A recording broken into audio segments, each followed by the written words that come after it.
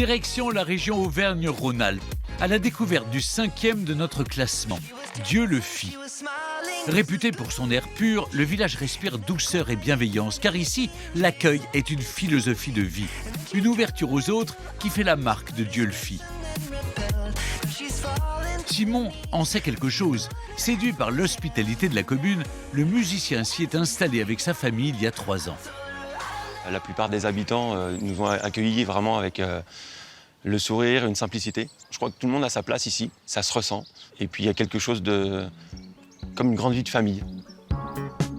À Dieulefit, on sait profiter de la vie.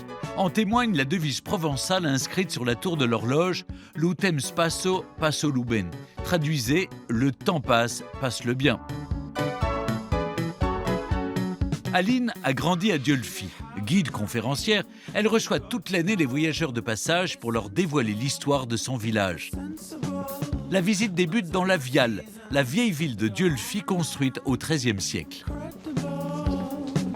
Alors la Viale a été fondée par les seigneurs locaux et les hospitaliers de Saint-Jean de Jérusalem, qui est un ordre religieux et militaire qui protégeait la population.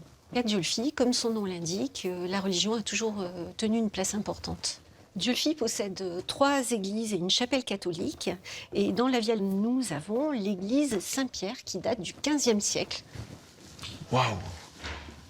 Impressionnant. La tolérance et le respect ici sont vraiment des valeurs très importantes.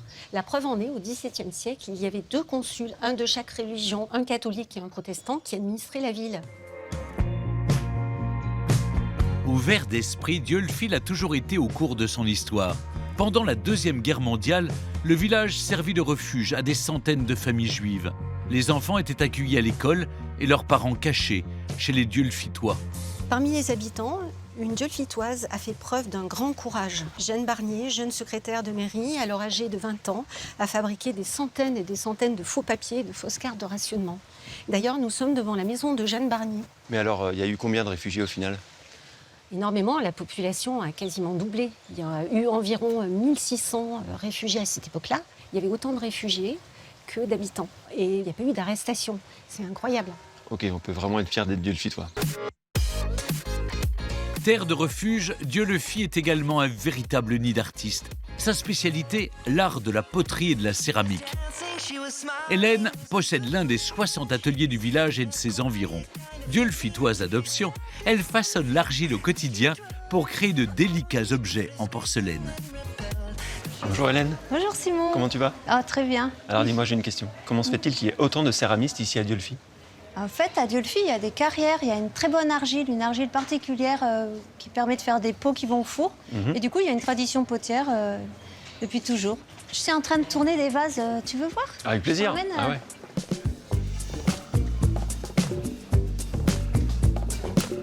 Voilà mon atelier. Waouh. Ouais, je suis bien là. Il y a de la lumière. Tu veux que je te montre? Bah je veux bien, ouais. Avec Allez, plaisir. Je suis curieux.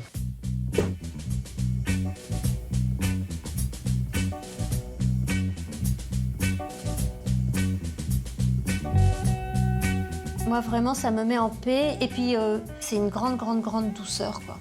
Ah bah, moi, c'est vraiment mon truc. Je suis née pour ça. J'ai choisi d'être potière, j'avais 5 ans et demi. Et dis-moi, qu'est-ce que ça représente pour toi d'être céramiste ici à Dieulefit? Ah bah, c'est une identité, hein, carrément. Tu vois, moi, je suis potière, céramiste, au milieu des autres céramistes. J'adore. Hein. Pour toi, c'est ici, quoi. Ah bah Ça oui, se passe. c'est ici, bien sûr.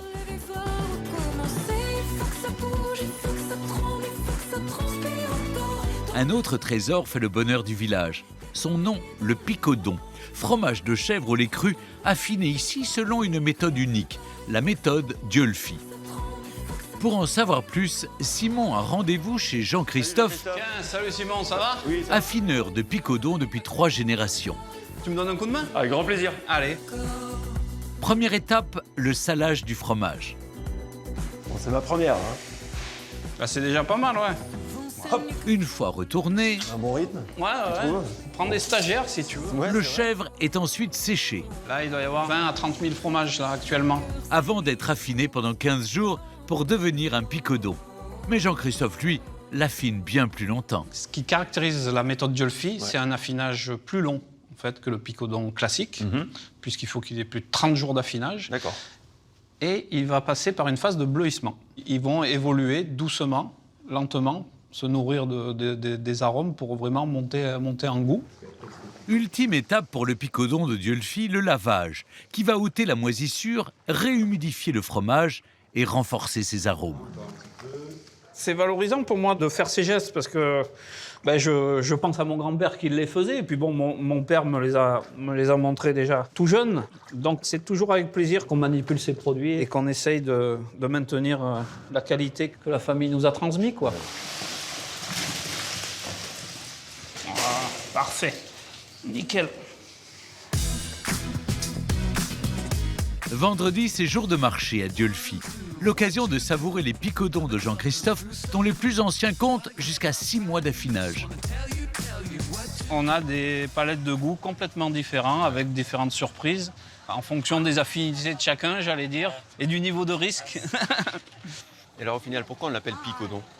Alors, picodon, en fait, c'est piquant et doux à la fois. Alors c'est étonnant parce que c'est un côté très crémeux et ça se réveille vraiment derrière. À Dieulefit, quand on mange du picodon, il y a toujours quelque chose à finir, en fait. Il reste toujours un peu de vin, un peu de pain. Voilà, c'est ça. Et il y a quelque chose qu'on ne peut pas éviter ici, c'est ces rendez-vous-là. Ce rendez-vous convivial où les choses se partagent. N'hésitez pas cet été à venir goûter à la douceur de vivre de Dieulefit. Parcourez la Viale et admirez l'église Saint-Pierre avant de vous émerveiller chaque vendredi devant les étals délicieux du marché dieulefitois.